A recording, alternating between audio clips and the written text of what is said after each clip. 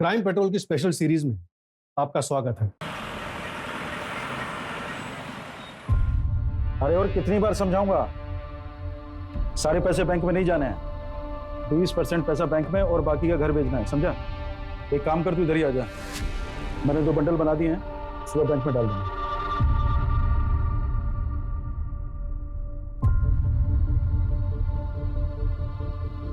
Sir, खाने का कुछ ऑर्डर है आपका? क्योंकि 5 मिनट में किचन क्लोज हो रहा है। मैं किसी का वेट कर रहा था।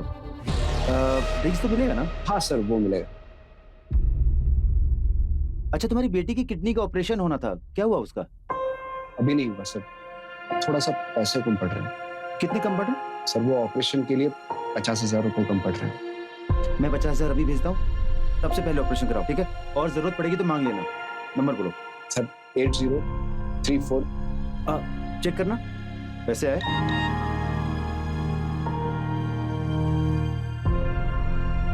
Thank you sir. अरे बस बस बस, ठीक है चलो।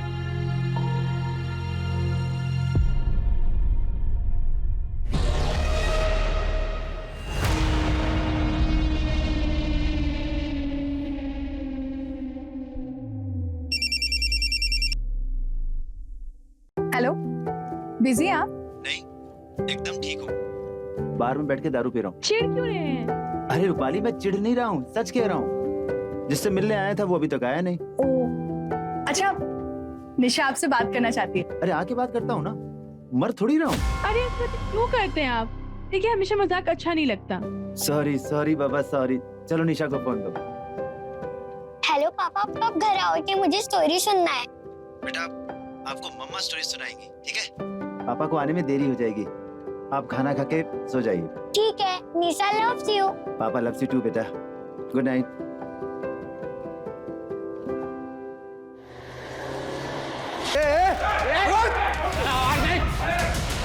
क्या रे? तेरे को समझाया तो तेरे को समझ में नहीं आया? तेरे को लोग खोखली धमकी दे रहा मैं।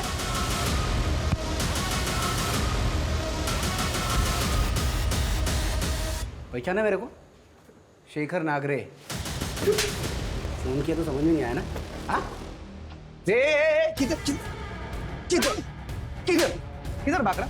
पैसे की थैली निकाल, पैसे की थैली निकाल, चल थैली निकाल, जल्दी जल्दी जल्दी। दूसरी थैली भी निकाल, दूसरी थैली भी निकाल, जल्दी निकाल।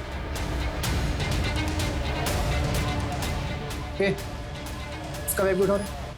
नहीं, मेरे पास कुछ नहीं है। एक कस्टमर से पैसा मत लो, मैं दे रहा हूँ ना पैसा।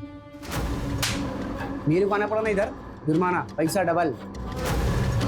कस्टमर सेटिस्फेक्शन के बारे में तेरे को पहला सोचना मांगता था, लेट हो गया रहती।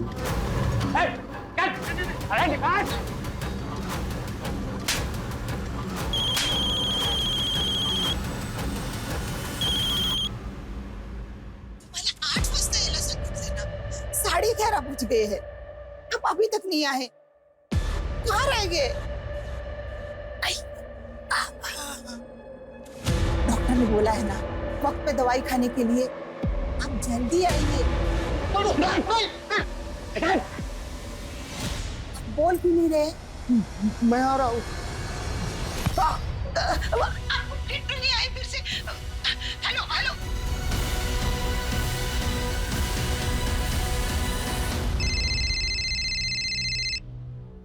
हेलो, क्या? कौन से बार में?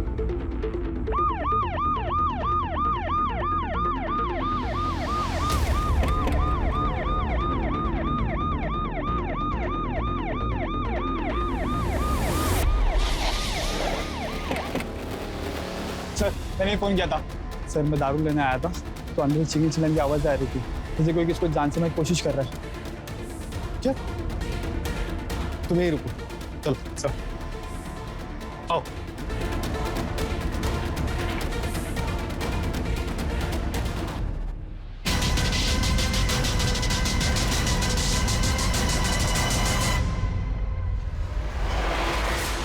अरे सर, अभी ये जिंदा है। हॉस्पिटल पहुंचो। कदम।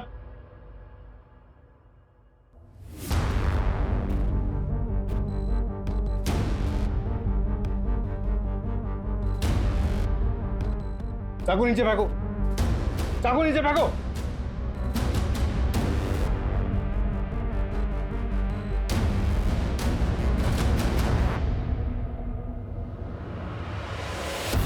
क्या नाम है आपका? कहाँ रहते हो? अरे क्या नाम है? बैठो, बैठ जाओ।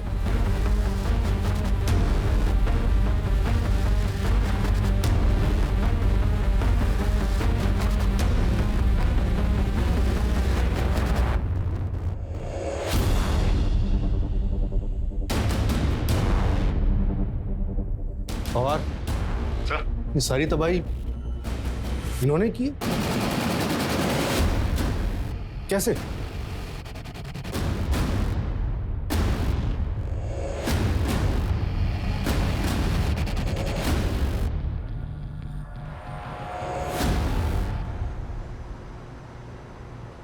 ओहो, फोन में बैटरी नहीं है।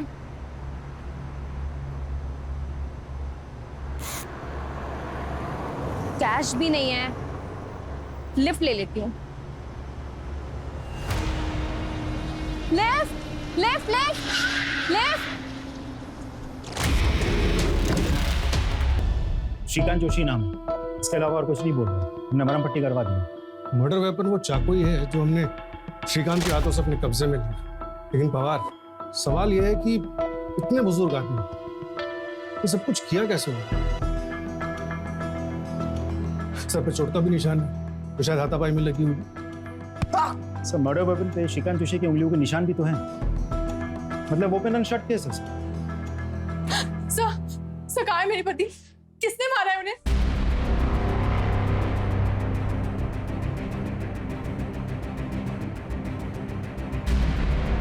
क्या आप बता सकते हैं कि आपके पति उस बार में इतने पैसों के साथ क्या कर रहे थे?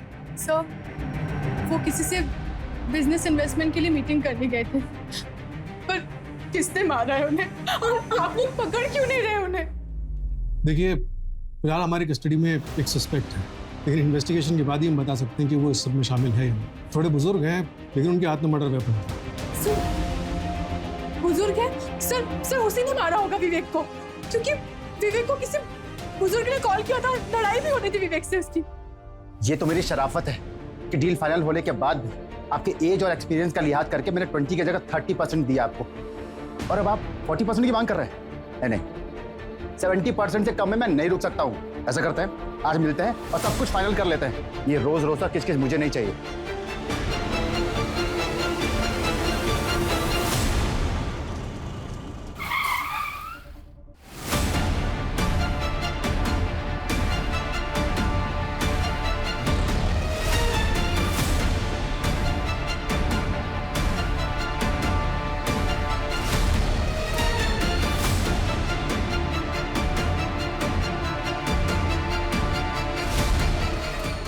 फिलहाल सर्कमस्टेंशियल एविडेंस तो श्रीकांत जोशी के खिलाफ है। मर्डर वेपन पे उंगलियों के निशान भी हैं। साहब, मेरे पति श्रीकांत ने यहाँ खिलाई। एक बार में मर्डर हुआ, उनके हाथ में मर्डर वेपन मिला है, प्राइम सस्पेक्ट है। साहब, आप लोग कुछ भी बोल रहे हैं। उनकी उम्र तो देखो। आपको कुछ गलतफहमी हुई है। वो किसी को मार नहीं सकते, किसी को बुरा नहीं जा सकते। साहब, मुझे मेरे पति को मिलना है।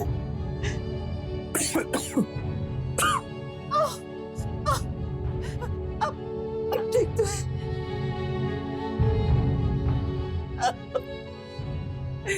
ये क्या हो गया? अब चिंता मत करिए, मैं हूं ना। मैं अभी इस वकील के पास जाती हूँ। तुमने कुछ खाया? दवा टाइम पे ले लो।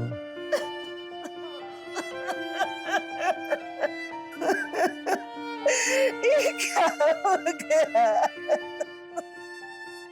क्या हुआ था कल रात? किसने किया ये सब? श्रीकांत जोशी ने?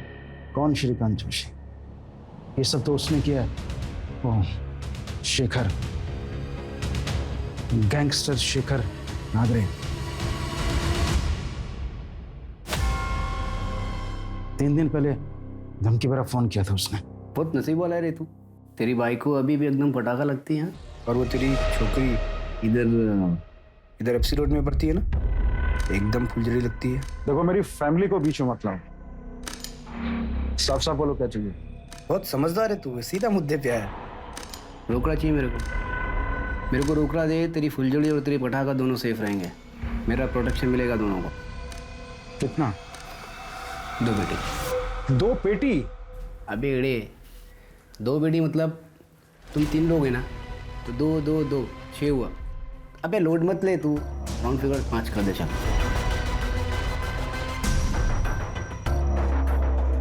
क्या रे रमन, तेरे को लगा खोपड़ी धमकी दे रहे मैं तेरे को? चल दोनों थैली निकाल पैसे की। ऐसा क्या कर रहा है? 20 पेटी उठाने में तेरे बाइकों के कमर लग जाएंगी, मोच आएगा उसको, उसका बोझ हल्का करो पागल। निकल थैली निकल।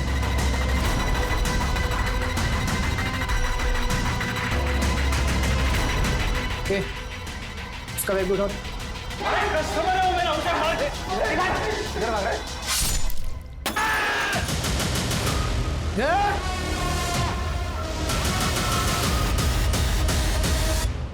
मुझे बचा लो अंकल, मेरी बीवी है, मेरी बेटी है। मैं निकालता हूँ।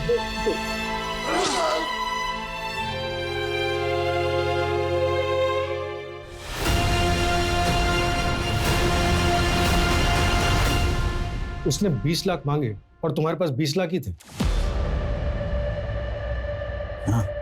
इतनी करेक्ट इन्फॉर्मेशन तो बिना इनसाइडर जॉब के पॉसिबल नहीं है। क्या लगता है तुम्हारा कोई स्टाफ वाला इन्वॉल्व है इस सब में? नहीं, मुझे ऐसे नहीं लगता सर। मेरा सारा स्टाफ बहुत लॉयल है मेरे साथ, सालों से काम कर रहा है।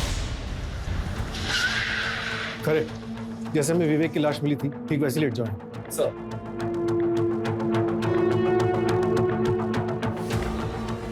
यहाँ पे हमें रमन शेट्टी मिला था, इधर बैठ जाओ।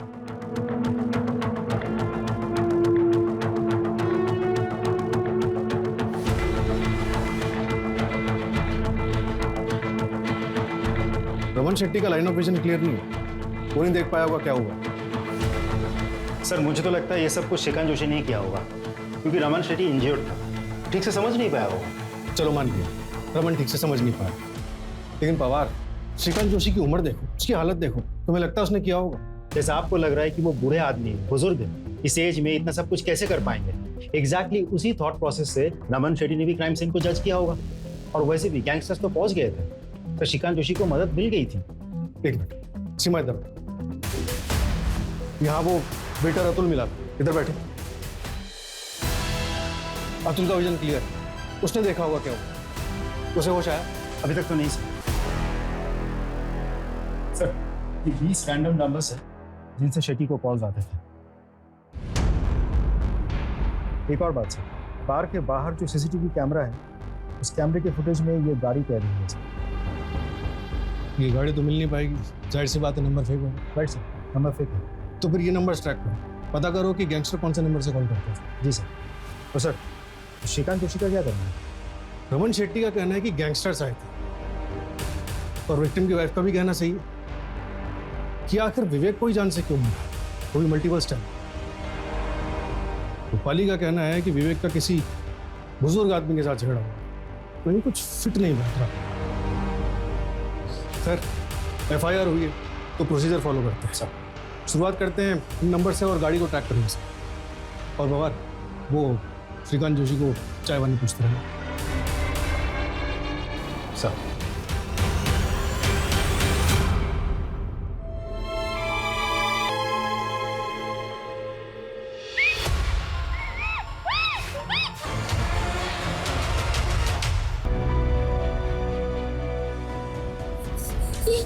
ये कौन सी जगह है? तुम यहाँ कब से हो? तुम्हारा नाम क्या है? शमिता। यहाँ से बाहर निकलने का कोई रास्ता है? संडा बच के निकलने का तो नहीं है। तुमको ढूंढने नहीं आया?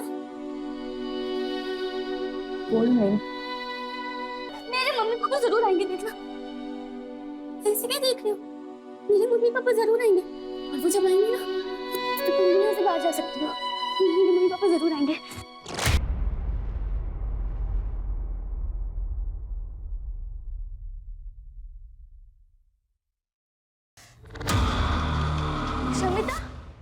त्यांची गलती हुई है। माझा नवरा असं नाही करू शकत। वो इस हालत में है ही नहीं। देखिए प्रभा जी, हमने आपको कल भी समझाया था। मैं उनकी मेडिकल फाइल लेके आई हूँ। वो मेंटली ठीक नहीं है, उनकी ट्रीटमेंट शुरू है। साहब, वो खुद दवाई पे जिंदा है तो दूसरे को कैसे मार सकते हैं? वो बहुत कमजोर है, खड़े खड़े गिर जाते हैं और हड्डियां टूट जाती है। वो एक चिट्ठी को नहीं मार सकते हैं, तो इंसान को कैसे मार सकते हैं?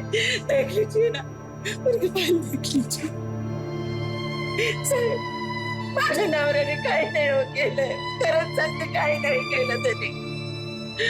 माझ्या नवऱ्यासाठी जेवण और दवाई लेके आई हूँ, प्लीज देने दीजिए उनको। अच्छा शांत हो जाइए। सीमा, मेरा मिलवा दो।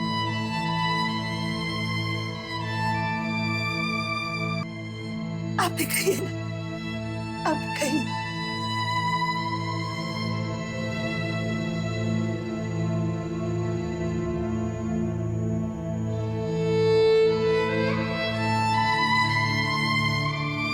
आप कहिए।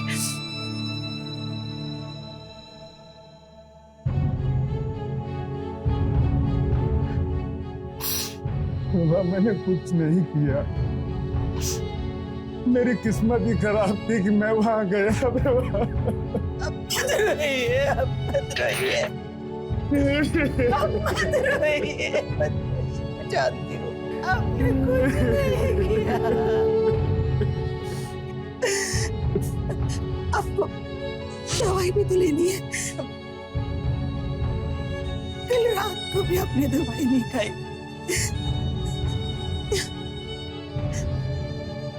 ये लीजिए,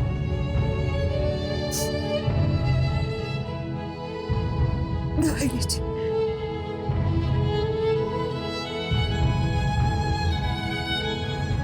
जी ओके, थैंक यू सर।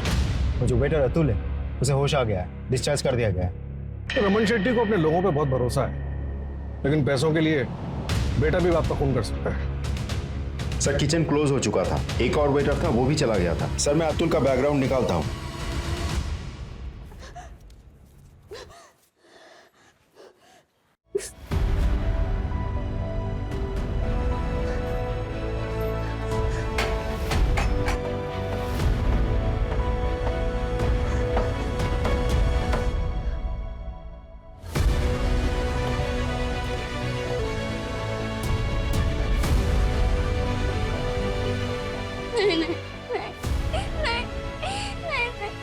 ये गैंगस्टर शेखर नागरे आखिर है कौन? पता नहीं सर, मैंने भी ये नाम पहले कभी नहीं सुना। न्यू एंट्री होगी। न्यू एंट्री है तो उसकी फास्ट एग्जिट कराते हैं, पता करो इसके बारे में। और एरिया के जितने भी हिस्ट्री शेकर और गैंगस्टर्स हैं, सबको राउंड अप करो। राइट। चल बता, कैसे प्लान किया ये सब? पूरे स्टाफ में एक तो ही है जिसे सबसे ज्यादा पैसों की जरूरत थी। सर आप कैसी बात कर रहे हैं सर? ये बात सच है कि मुझे मेरी बेटी के ऑपरेशन के लिए पैसे की जरूरत थी। शेट्टी सर ने मेरी कुछ मदद कर दी थी। 50,000 की और जरूरत थी तो विवेक सर ने मेरे अकाउंट में उस रात डाल दिए थे। आप हो सके तो मेरे अकाउंट में चेक कर लीजिए सर, मैं सच बोल रहा हूँ सर। तो फिर एक सच और बता, क्या हुआ था उसका? क्या वो बुजुर्ग आदमी श्रीकांत जोशी ने विवेक को चाकू मारा था? बुजुर्ग आदमी? हाँ सर, एक कस्टमर था सर। सर उसको तो खुद गैंगस्टर लोगों ने पीट दिया था।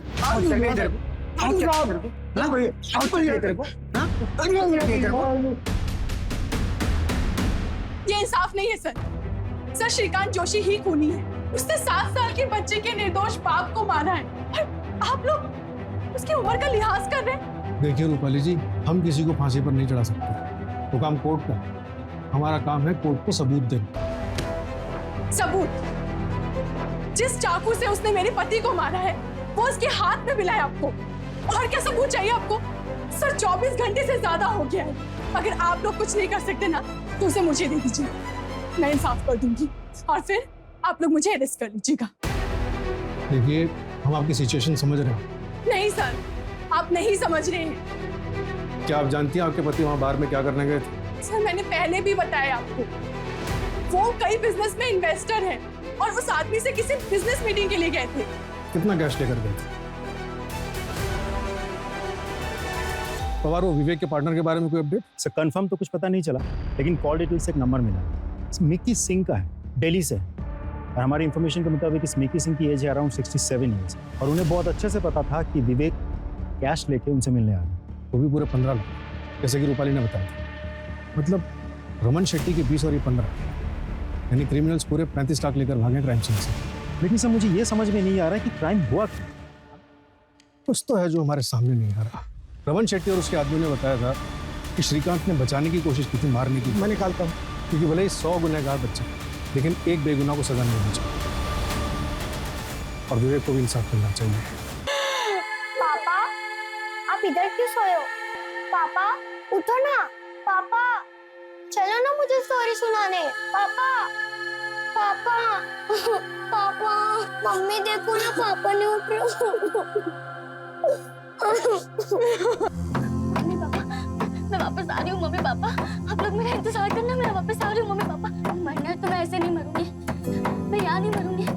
मम्मी पापा, आपकी बेटी हार नहीं मानेगी, आपकी बेटी आएगी वापस, आपकी बेटी वापस आएगी। मम्मी पापा, कोई है? मेरी मदद करो, कोई है? I love you. Love you too. तो आज शाम मिले, तुम्हें देखे बिना कितने दिन हो गए। Okay, I will call, be ready. I am always ready. I love you. Love you too, bye. से मार डाला उसे, लेकिन मुझे नहीं मार पाएंगे। मेरे मम्मी पापा मुझे ढूंढने के लिए आने वाले हैं। मैं यहाँ से भाग जाऊंगी। कैसे भागोगी तुम? ये देखो,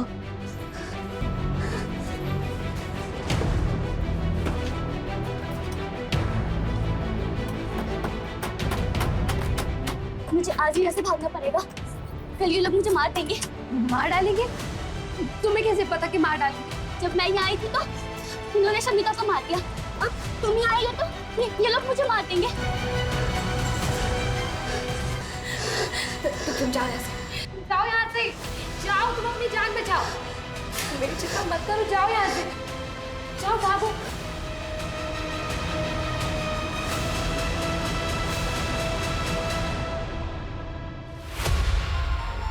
वो कहाँ गई दूसरी लड़की?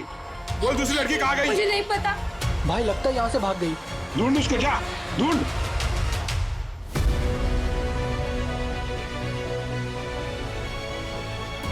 माल पहुंचा दिया, चल फटाफट गाड़ी निकालते हैं, दूसरी जगह भी माल पहुंचाना।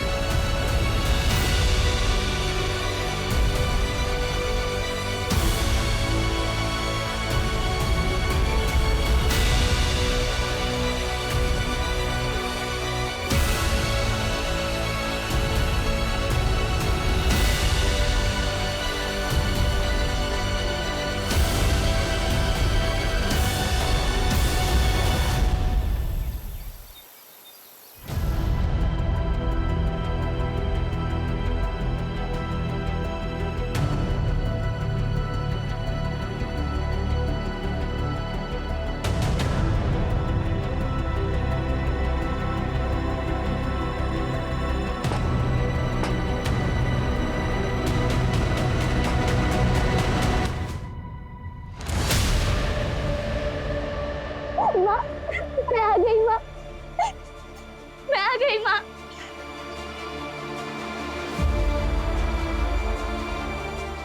पापा, मैं आ गई पापा। माँ, माँ, मैंने आप लोगों को कितना मिस किया। मुझे तो लगा ही नहीं कि मैं आपसे दोबारा कभी मिल पाऊंगी। नैना, कहाँ थी तू इतने दिन? तुझे पता है मोहल्ले में सब लोग तेरे बारे में क्या कहते थे? क्या? यही कि तू धंधा। छी, मुझे बोलते हुए भी शर्म आती है। माँ, लोग तो कुछ भी कहेंगे, आपने कैसे मान लिया? पापा, पता है मेरे साथ क्या क्या हुआ? मेरा किडनैप हुआ, और पापा मैं बहुत मुश्किल से बच के भागी हूँ वहाँ से। वो लोग बहुत खतरनाक थे पापा, सच में। इतने खतरनाक थे वो लोग, तो तू जिंदा कैसे बच के आ गई? अरे वही मर जाती तो बेहतर होता। पापा माँ क्या बोल रहे हैं माँ? अपने भाई बहनों के बारे में भी नहीं सोचा? क्या मुंह दिखाएंगे दुनिया को?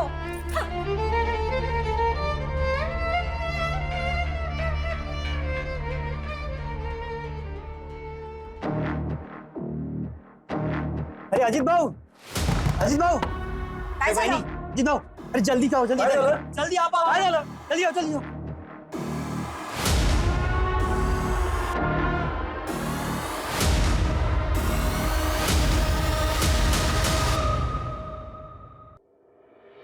श्रीकांत जोशी को मैं अच्छी तरह से जानता हूँ, क्योंकि पिछले 1 साल से मैं ही उनका ट्रीटमेंट कर रहा हूँ। ये रही उनकी फाइल। श्रीकांत जी मेंटली और फिजिकली बहुत वीक है और डिप्रेशन में भी है। उनकी बोन्स बहुत वीक हो गई हैं। उनकी बॉडी में विटामिन की बहुत कमी है। कोई भी डॉक्टर उन्हें देखकर ये नहीं कह सकता कि इस कंडीशन का पेशेंट कोई क्राइम कर सकता है। फिर भी आपकी तसल्ली के लिए मैं उनका हेल्थ सर्टिफिकेट बना के दे सकता हूँ। रूपाली जी, हमें FIR चेंज करना पड़ा। हम गलत आदमी पे शक कर रहे थे। श्रीकांत जोशी के खिलाफ हमारे पास कोई सबूत नहीं, हमें उन्हें छोड़ना पड़ेगा। तो सर श्रीकांत ने नहीं माना तो किसने माना? फिलहाल हमारा शक गैंगस्टर शेखर नागरे पर है।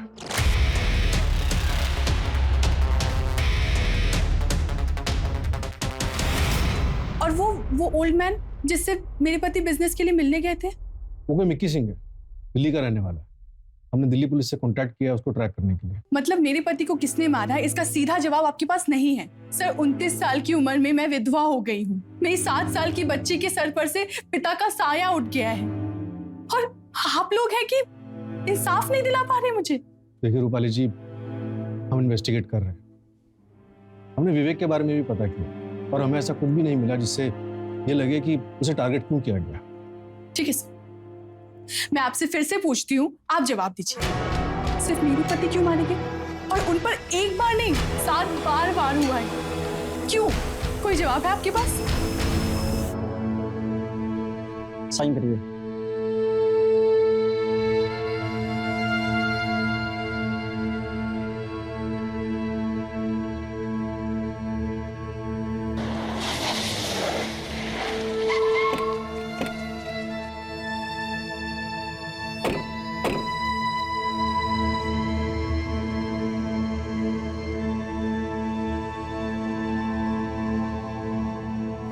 आप लोग रुकिए। मुकेश, इन्हें गाड़ी में घर छोड़ दो। Thank you sir.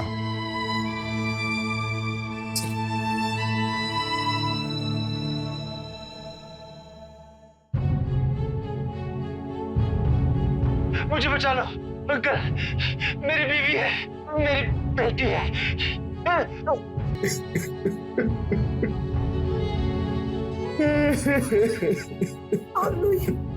जो कुछ हुआ उसमें आपकी कोई गलती नहीं है। काश सही समय पे सही कदम उठाया होता तो वह जिंदा।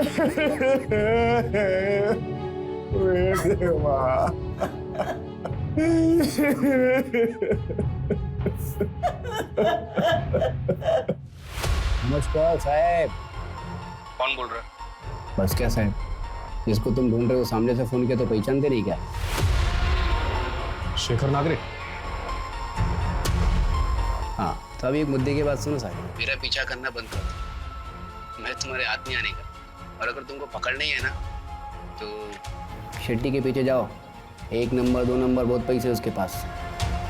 और रहा सवाल उस विवेक का, तो उसके बारे में अफसोस करना बंद करो। कोई दूध का धुला नहीं था वो। क्या मतलब? साफ साफ बोल।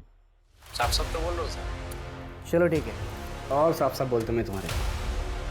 क्या है ना, मेरा पीछा करना बंद कर दो। मैं तो वैसे भी देश के बाहर जा रहा हूँ। मैं तो देश के बाहर चला जाऊँगा, लेकिन तो अपनी फैमिली के बारे में सोच। वो तो इधर ही रहने वाले ना। ए शेखर, क्या जो कुछ भी नाम है तेरा, मरना है तेरे को डर नहीं लगता? हाँ, तेरी फैमिली की तरफ आंख उठा के भी देखा ना तो उधर ही ठोक डालूंगा तुझे। तेरी लाश भी नहीं मिलेगी तेरी फैमिली को। अपना यूएसपी तो यही है ना साहब, अपने कोई फैमिली नहीं है। और वैसे भी फैमिली ना कमजोरी होती है, पर तुम अपनी फैमिली के बारे में सोचना। हाँ, सब पता नहीं दिलेर है या बेवकूफ। बेवकूफ है। दिलेर होता तो हमारी जगह पर होता। नंबर ट्रैक पे डालो उसको। सर।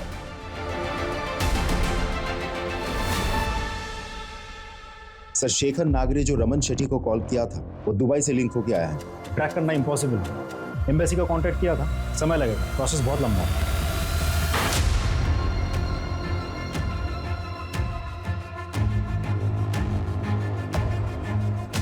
कदम सर, ये विवेक आप्टे मर्डर केस की फाइल है, इसे बाकी के कोल्ड केसेस के फाइल के साथ रख दो। Cold case? हाँ, क्या कर सकते हैं जब तक गैंगस्टर शेखर नागरे पकड़ा नहीं जाता। Sir,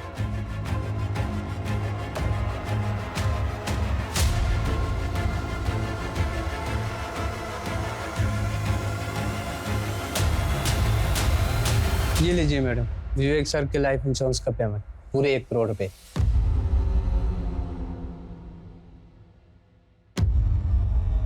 thank you. Welcome.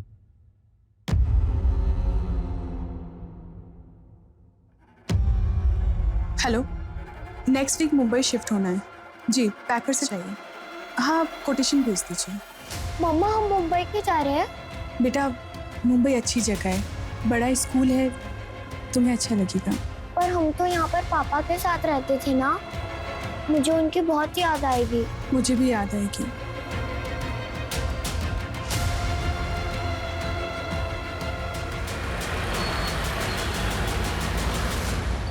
Sir, 6 महीने पहले विवेक अपने मर्डर केस याद है आपको, जो रमन शेट्टी बार एंड रेस्टोरेंट में हुआ था? कैसे बोल सकता हूँ, मेरे करियर का इकलौता अनसॉल्व केस है वो। लेकिन सर वो दूसरे शहर में शिफ्ट हो गए जहां से एग्जैक्टली वो बिलोंग करते थे। कौन सा शहर? सर मैंने नागपुर में पता किया है तो सबके बीच कनेक्शन मिला है।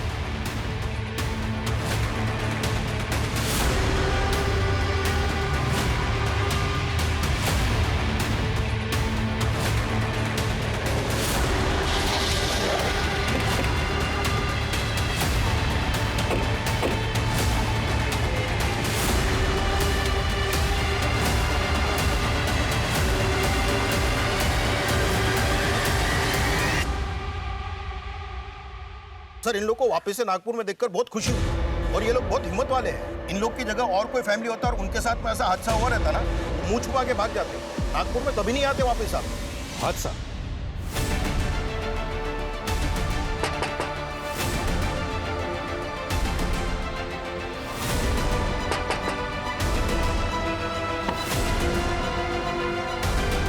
विनय आप्टे का मर्डर तुमने प्लान किया था?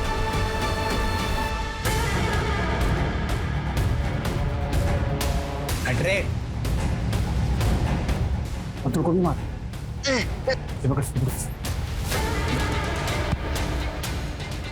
चल गया जब, अभी मुझे मार।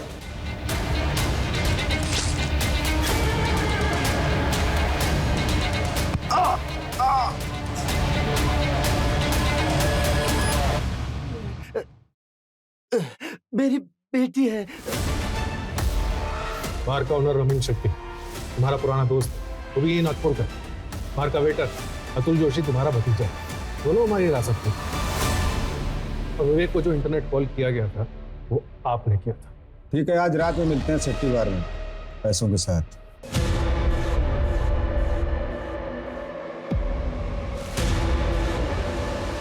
और ये सब आपने अपनी बेटी कविता के लिए किया?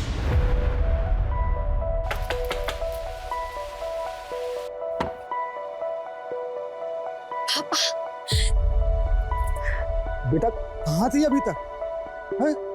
और ये सब क्या है? तो बेटा ये चोट कैसी लगी? ये कुछ नहीं है पापा, मैंने शादी कर ली पापा। अरे कब की और किससे की बेटा? मैं जल्दी आपको उनसे मिलवाऊंगी पापा। माँ, कविता, कहाँ थी इतनी दिन? क्या कर रही थी? शादी कर ली तूने?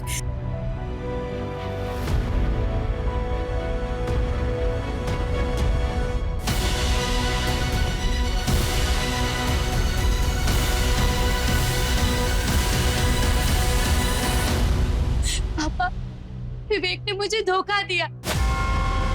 पहले उसने मेरे साथ गलत काम किया। कहाँ गलत काम किया बेटा? देखो कविता, तुम्हारे साथ जो कुछ भी हुआ उससे भूल जाओ। मैं तुमसे बहुत प्यार करता हूँ। जो लोग तुम्हें भी मार डालेंगे, मगर मैं ऐसा होने नहीं दूंगा। शादी करना चाहता हूँ तुमसे। पहले तुमने मुझे अपने प्यार के जाल में फंसाया, फिर तुम धोखे से मुझे यहाँ ले आए और फिर मेरे साथ जबरदस्ती की, और अब फिर तुम मुझसे शादी की बात कर रहे हो। क्यों करूं मैं तुमसे शादी? ताकि तुम यहाँ से जिंदा बच के जा सको, तुम और तुम्हारे माँ बाप समाज में सर उठा के जी सके।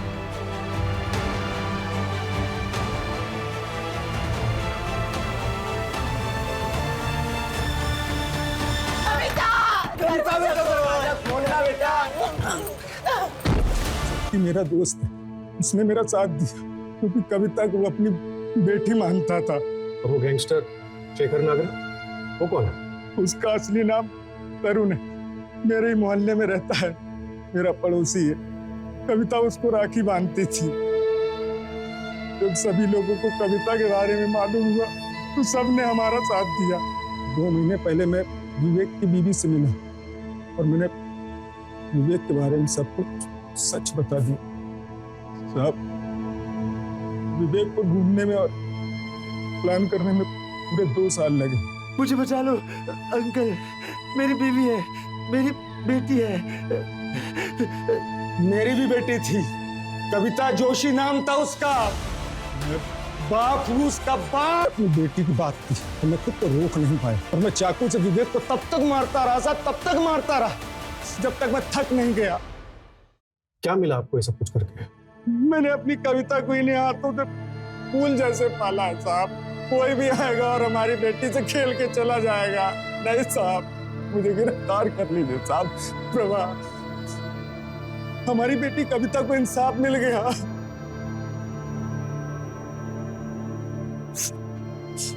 बेटा कविता, मैंने तेरे गुनाहगारों को सजा दे दी, अब तो तू खुश है ना?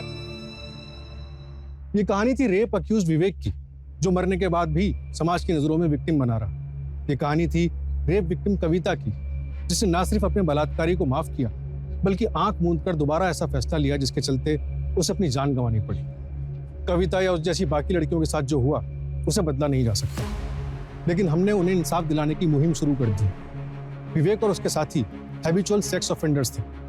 कविता या उससे पहले किसी भी लड़की ने अगर विवेक और उसके गिरोह के बारे में पुलिस को बताया होता तो शायद इन क्राइम्स को होने से पहले बचाया जा सकता था। फिलहाल पुलिस विवेक के तीनों साथियों को ढूंढ रही है और तरुण उर्फ शेखर ने जिन 3 लड़कों को हायर किया था रॉबरी के लिए, उन्हें अरेस्ट कर लिया गया है।